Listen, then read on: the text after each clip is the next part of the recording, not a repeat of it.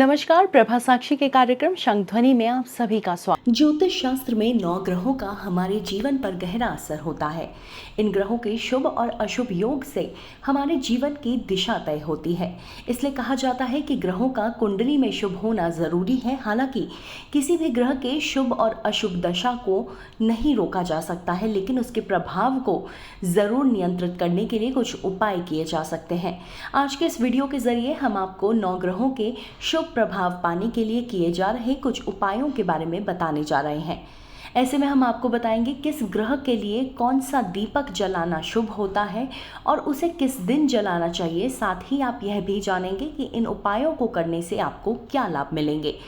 तो आइए जानते हैं सबसे पहले सूर्य ग्रह के लिए।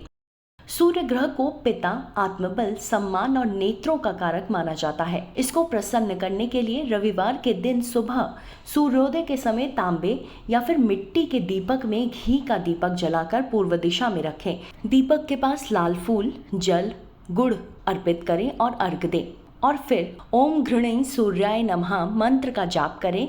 यह आप 11, 21 या फिर 108 बार जप कर सकते हैं। इस उपाय को करने से सरकारी कार्यों में आपको सफलता मिलती है, नेत्र और त्वचा के रोगों से भी आपको राहत मिलती है और साथ ही साथ आपके आत्मविश्वास में भी वृद्धि होती है। इसके बाद मंगल ग्रह के लिए जो उपाय है वह इस प्रकार है। ज्योतिषों में जो कहा गया है, ज्योतिष कहते हैं कि मंगल ग्रह को साहस, भाइयों, भूमि, रक्त और ऊर्जा से जुड़ा माना जाता है। इसलिए मंगलवार के दिन तांबे या फिर मिट्टी के दीपक में तिल के तेल का दीपक जलाएं और इसको दक्षिण दिशा में रखें। फिर लाल वस्त्र, लाल फूल और मसूर की दाल अर्पित करें।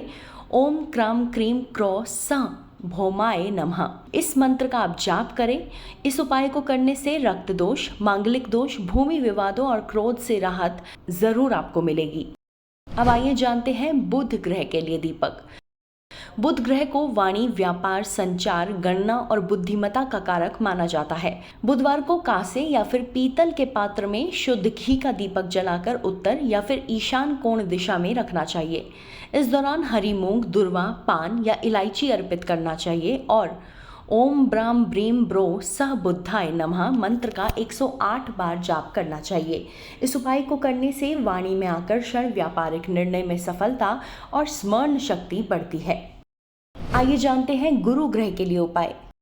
ज्योतिष शास्त्र में गुरु ग्रह को धन, धर्म, ज्ञान, संतान और विवाह का प्रतीक माना जाता है।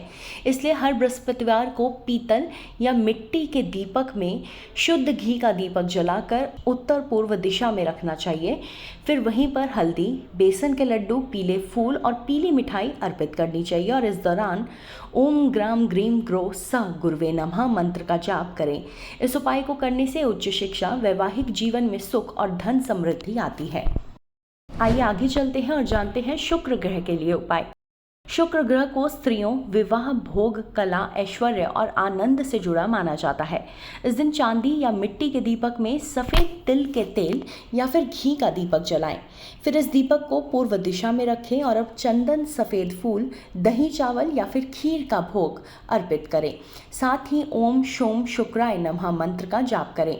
इस उपाय को करने से आर्थिक ऐश्वर्य, दाम्पत्य सुख और कला क्षेत्र में प्रसन्नता मिलती है। आइए जानते हैं चंद्र ग्रह के लिए उपाय। ज्योतिष में चंद्रमा को मन, माता, जल तत्व और भावनाओं का प्रतीक माना जाता है। सोमवार की रात या चंद्रमा के उदय के समय सफ़ेद रंग के दीपक में घी या फिर कपूर का दीपक जलाएं और इसको पश्चिम दिशा में रखें।